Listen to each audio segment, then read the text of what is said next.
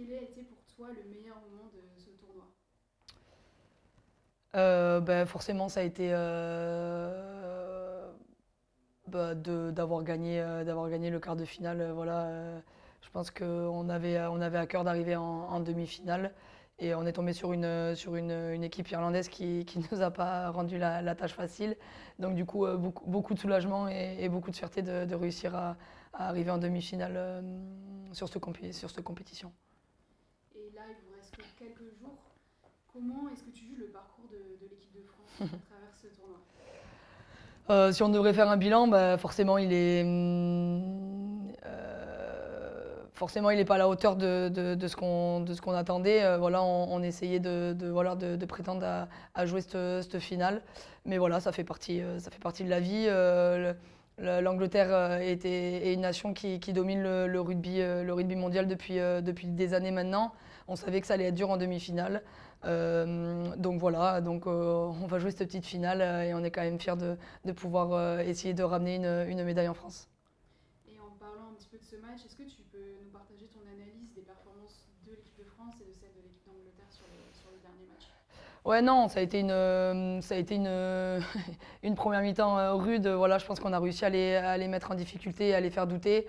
Euh, et voilà, après, nous, ce qui nous manque, c'est que dès qu'on rentre dans leur zone, leur zone de marque, on met du temps à marquer, alors qu'elles, elles sont très cliniques sur cette zone-là, où dès qu'elles rentrent chez nous, elles nous mettent des points. Et c'est vrai qu'il reste encore beaucoup de détails face à une équipe comme ça. On sait que les détails sont importants, et c'est vrai que sur certains détails et sur finir les coups, on a quand même pas été présente sur ça, surtout en seconde mi-temps. Mais voilà, c'est comme ça. On est tombé sur une équipe anglaise qui est très en forme depuis très longtemps et qui maîtrise son rugby. Donc félicitations à elle. Et maintenant, si on se projette un petit peu sur l'avenir, vous avez un match qui arrive. Comment vous allez l'aborder ce match et à quel point c'est important pour vous de terminer sur une victoire? Oui, on l'aborde de la même façon que tous les autres matchs. Voilà, on a eu beaucoup de déceptions à la suite de cette demi-finale. Mais voilà, on a digéré et puis maintenant on bascule fort sur la Nouvelle-Zélande. On a à cœur de ramener une médaille. Voilà, on a travaillé pendant 3 ans sur ce projet-là. Voilà, ça va être un cycle qui va se terminer aussi avec de nouvelles joueuses, peut-être des nouveaux staffs. On ne sait pas ce qui peut se passer après. Donc voilà, on a à cœur de bien finir et de bien clôturer cette compétition parce qu'on a un groupe qui est quand même extraordinaire et qui mérite de rentrer en France avec une médaille. Et vous avez atteint les demi-finales de cette Coupe du Monde, donc vous êtes automatiquement sélectionné pour la suivante en Australie. Qu'est-ce que ça t'inspire, toi, une Coupe du Monde en Australie? Est-ce que tu te projettes un petit peu ou pas du tout pour le moment? Moi, je suis plus sur ma fin de carrière. Pour l'instant, c'est sûr que c'est compliqué de pouvoir se projeter.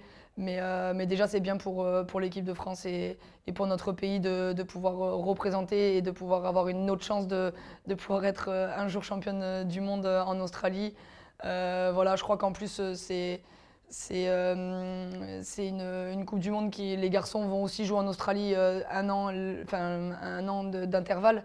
Donc voilà, c'est bien. Il faut. Ouais, non, c'est chouette pour nous et j'espère que tout le groupe aura à cœur de se rattraper de cette compétition-là. Et avec un petit peu de recul, quel regard est-ce que tu portes sur l'état du rugby féminin en 2025? De manière générale, pas forcément que en France. Quand on voit le nombre de billets vendus, quand on voit l'ampleur qu'il y a eu sur cette Coupe du Monde, c'est juste incroyable pour le rugby mondial.